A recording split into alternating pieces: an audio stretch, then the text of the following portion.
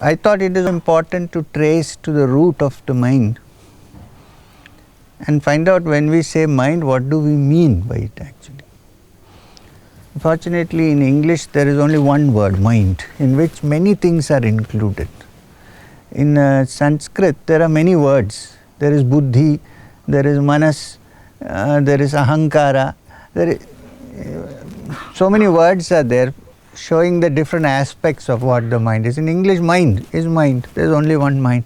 When we think of consciousness also, we say mind. The moment we say mind, it means thought. But because we cannot conceive of a mind without thought, we certainly cannot conceive of a mind without thought. And if thought is mind, because without thought you can't even think there is a mind. Without thought you cannot think that there is a mind. Thinking itself is thought. Therefore, mind basically as we know it is a collection of thoughts from the past, from the touching the present and moving into the future. This is the mind. So from there we went on to the question of language, because if you look carefully enough, if you observe your mind very carefully, we always think in a language. You cannot think without a language. The moment you try to think, there is already a language working, saying, it may depend on what our background is, how we are brought up, what's our own language, or what language we were taught in. We think always in a language, which is why language has become so important, because we think in a language, language can influence the mind so much to make it think and it can be manipulated by words. Because basically it is language. Every mind thinks in a language.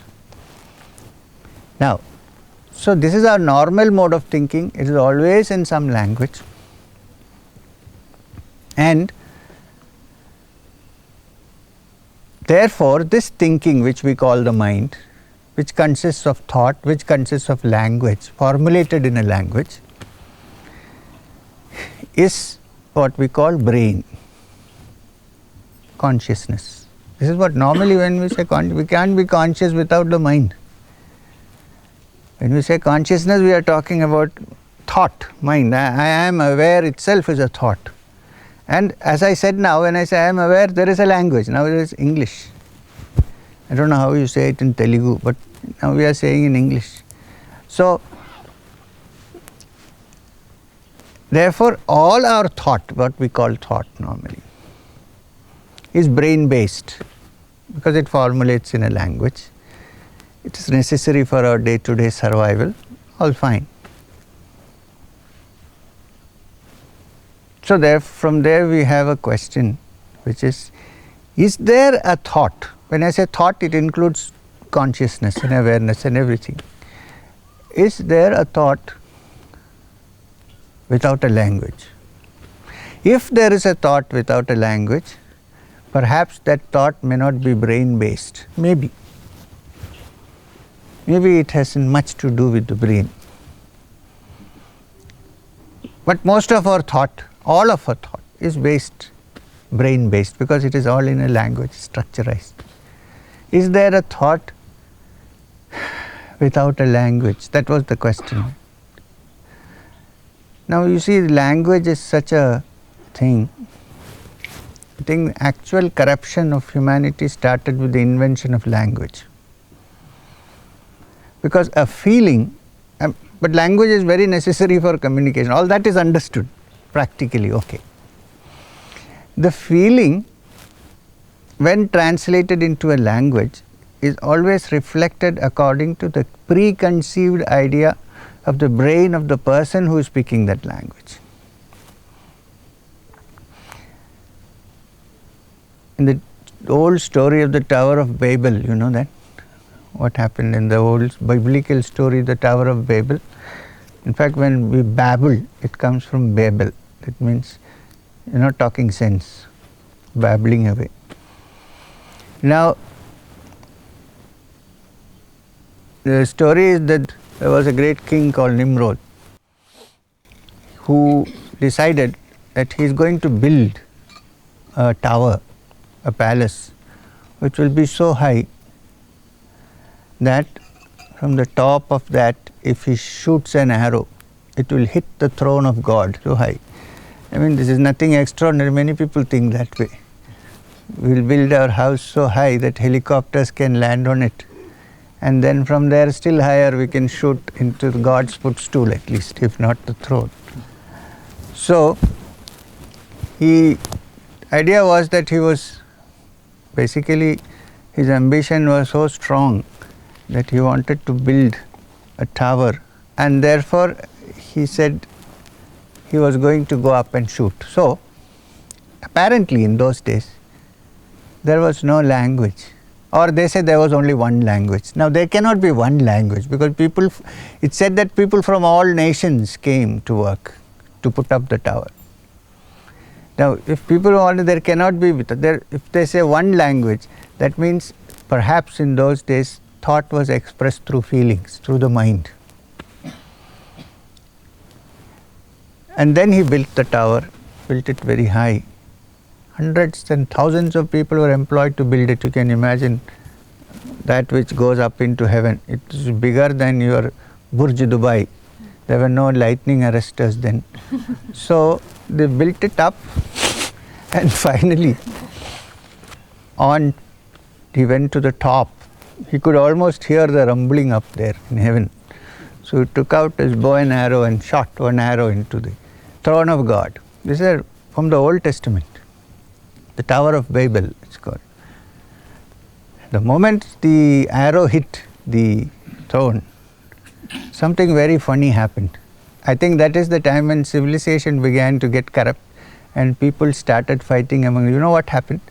People who came from different nations who had one tongue suddenly found themselves speaking in different languages and not understanding each other. They killed and murdered, and there was complete. The tower broke and fell down. So in man's ambition to shoot onto the throne of God, beautiful languages were invented in various parts of the world. And these languages have become the cause of disharmony. And the disharmony starts right in the mind, because every mind thinks in a language. It's not even that you are speaking about it. Now,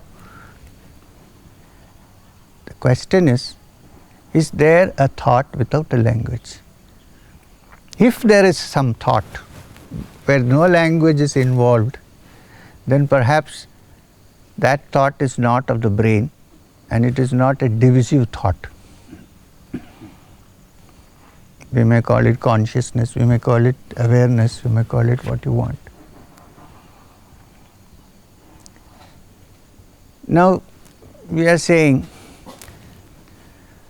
that there are certain times. We'll start with an ordinary thing, which actually we all know, then go to something more subtler. How many of you have heard someone playing the flute? Every morning Bismillah Khan Sahib used to go and sit in Banaras and play the Shehnai before Kashi Vishwanath. You have heard his Shehnai? You have heard Hari Prasad Chaurasia, or you heard a beautiful violin recital by whatever.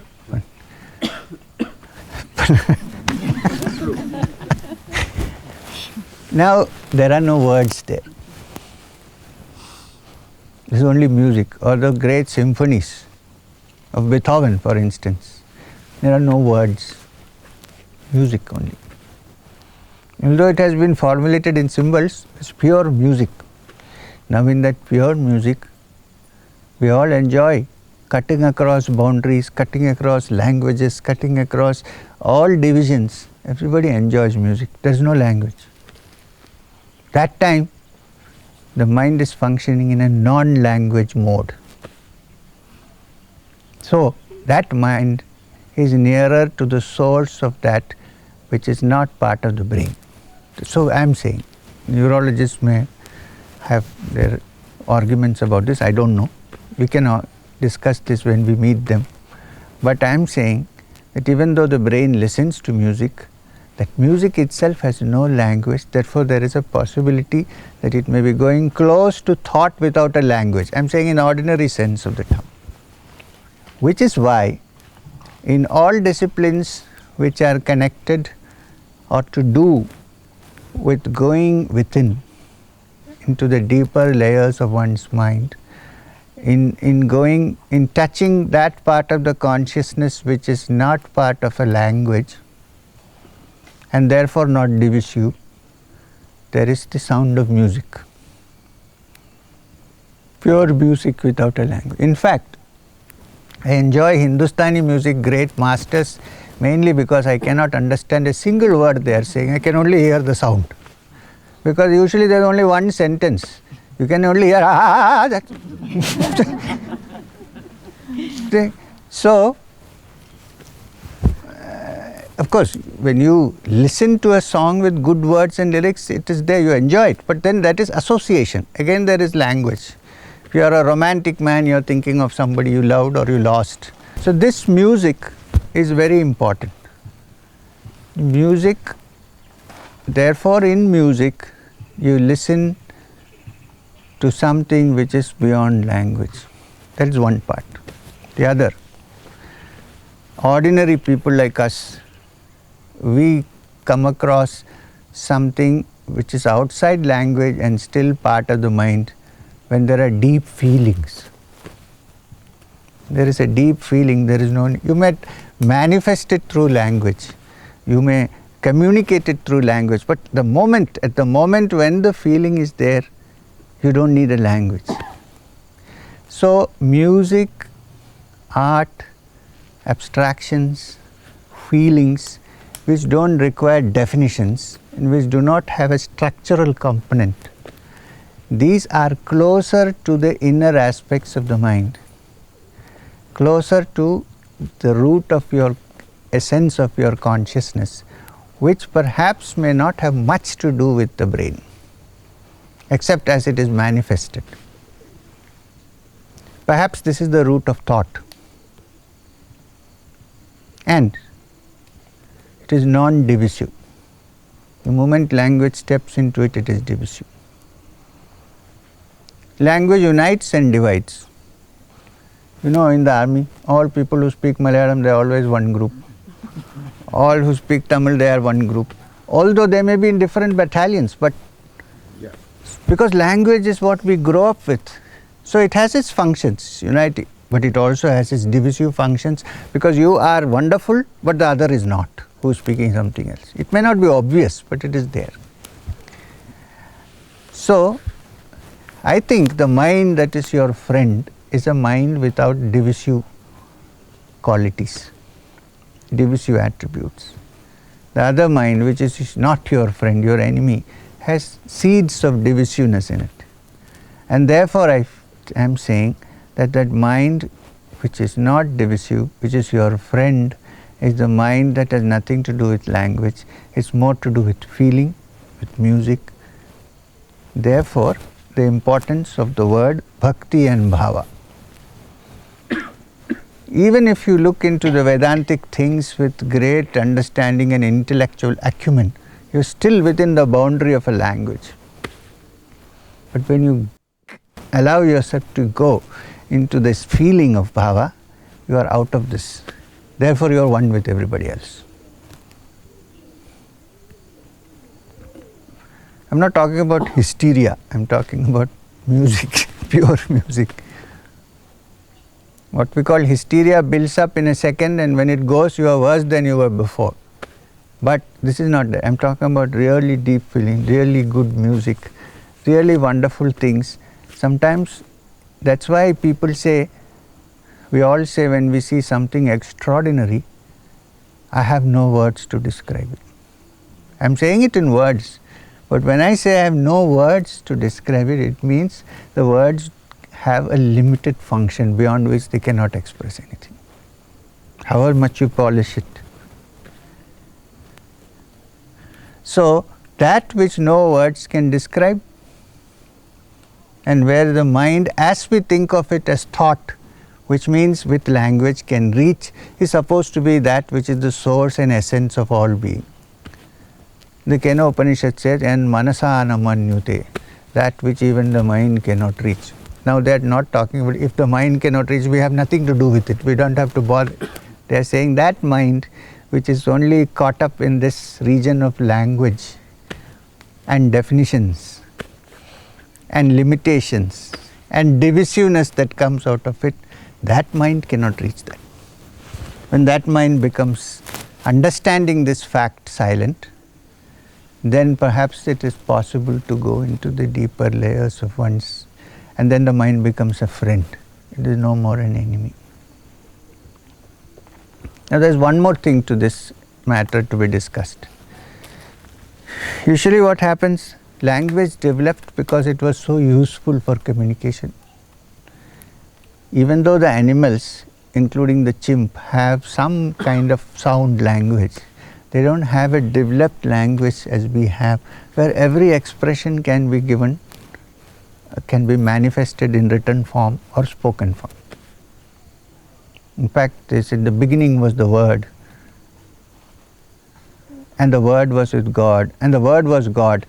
Now this has become actual now. The Word has become God, but the God was forgotten. We worship the Word, you see. We have forgotten the essence. So this came out of the fact that that cannot be touched as long as it is within the boundaries of so-called spoken